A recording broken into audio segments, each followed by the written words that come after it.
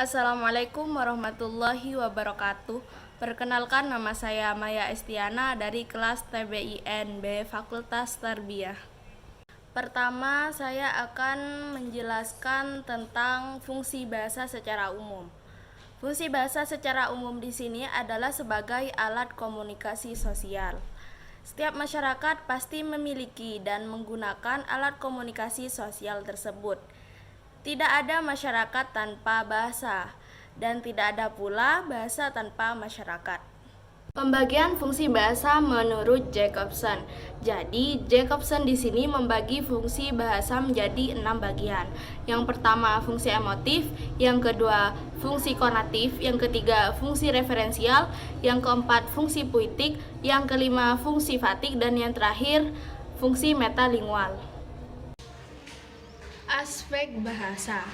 Aspek bahasa di sini ada 6. Yang pertama aspek addresser, kedua aspek konteks, ketiga aspek message, keempat aspek kontak, kelima aspek kode, dan yang terakhir aspek addressee.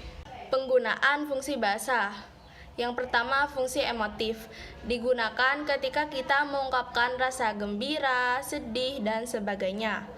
Fungsi konatif digunakan ketika kita berbicara atau berbahasa dengan tumpuan pada lawan tutur, misalnya agar lawan bicara kita bersikap atau berbuat sesuatu. Fungsi referensial digunakan ketika kita membicarakan suatu permasalahan dengan topik tertentu. Fungsi puitik digunakan ketika kita menyampaikan suatu amanat atau pesan tertentu.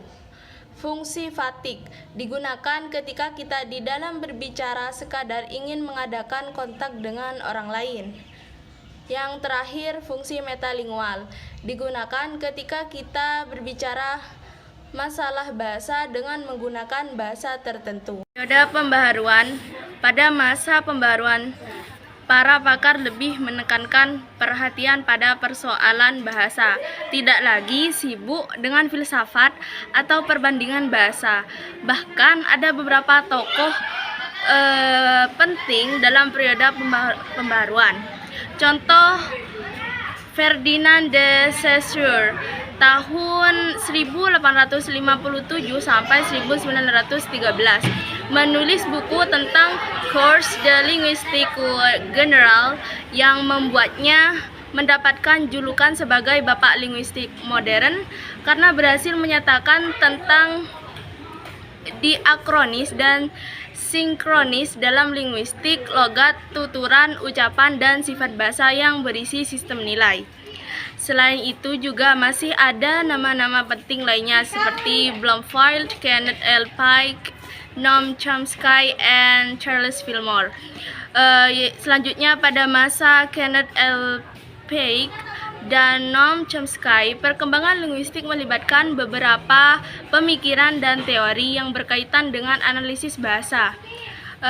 Berikut adalah beberapa perkembangan terkait dengan mereka. Yang pertama, aliran toknemik. Kenneth L. Pike mengemukakan paham toknemik yang menyatakan bahwa dalam setiap penemuan terdapat langkah-langkah analisis yang didasarkan pada substitusi dan perluasan. Dalam toknemik, unit terkecil yang berfungsi dalam ujaran tersebut disebut dengan tokmeme, yang selanjutnya dapat mengisi slot dalam struktur yang lebih kompleks. Linguistik generatif.